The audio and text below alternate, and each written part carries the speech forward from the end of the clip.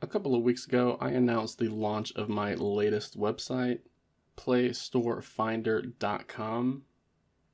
The goal of the website is to provide the community with a tool that helps them discover new and interesting Android applications and games.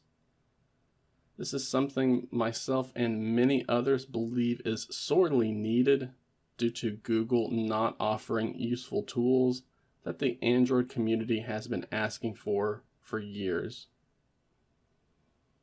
For example, there still isn't a way to filter out apps or games with in-app purchases, or controller support, or even ones that do not require an internet connection to use. If you're lucky when you're browsing the Google Play Store application, you may be able to find a curated list or two that matches some of these aspects. But you can't take that list and refine it down even further.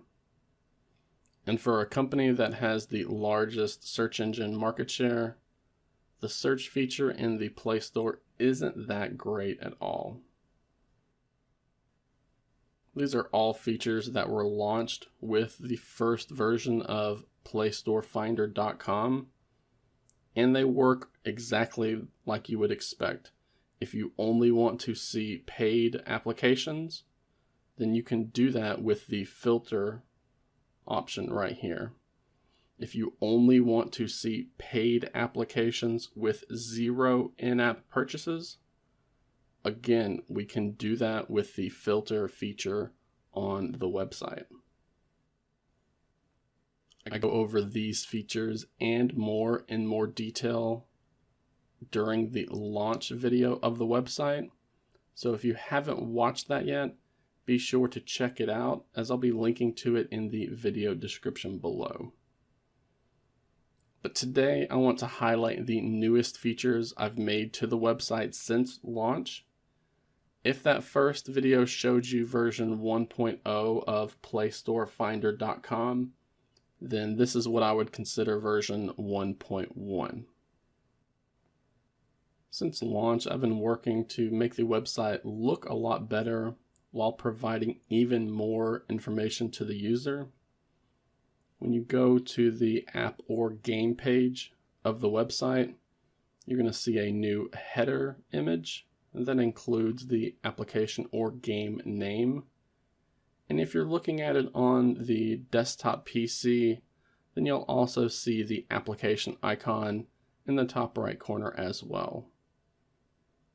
I do hope to add something similar with the app icon for the mobile view as well, and may have something released later this week, but the mobile view is rather limited, and I would rather focus on information density on mobile if I can.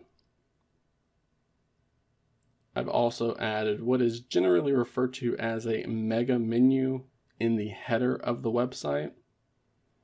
Now this does get condensed on mobile, so it looks a bit different.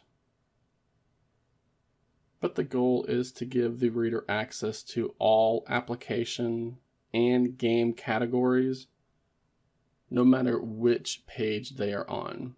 So it doesn't matter if you're looking at custom launchers right now. In 1 or 2 taps, you should be able to instantly go to the action category of the games, or the weather applications. If you're on mobile, you can access these categories by tapping the hamburger menu at the top right. But in desktop view, you'll see an expanded view of these 2 sections thanks to the drop-down menus. I'm also working on adding some more data to the individual apps and game pages. Depending on what you're looking at, this app details section can either give you details about whether or not the app includes ads or in-app purchases. If it's a game, it could give you information about if it supports controllers or requires an internet connection. And even if the game can be played in landscape or portrait view.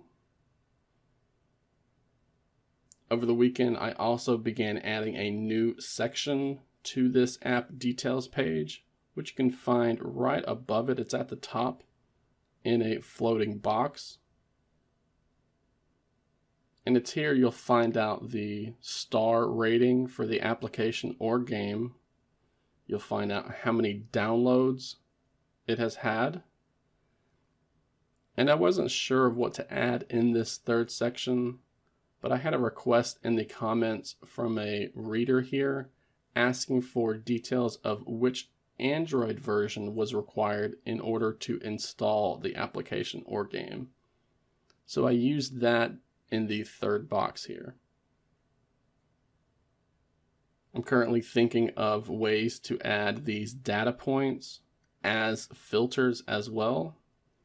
So for example, if you only wanted to see apps or games with a 4-star rating or higher, then that could be done with the filter feature that I showed you earlier. Currently, that is not in place right now. I am working on it, and I hope to find a way to implement it so that it functions the way you would expect. I can't make any promises here, but the more data points we have for these Android apps and games, then the easier it should be to find exactly what you're looking for. As always, I'm open to comments and suggestions about the website from the entire Android community.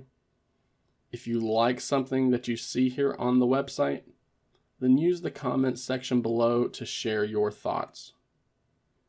Alternatively, if you think something looks bad, or maybe you would like to see the website have a feature that it doesn't have right now, then let me know in the comments here on this video or on any of my other videos. I still have a ton of work left to do on the website. I'm getting close to the 750 mark when it comes to applications and games that have been added to the website, but there are thousands more left to add.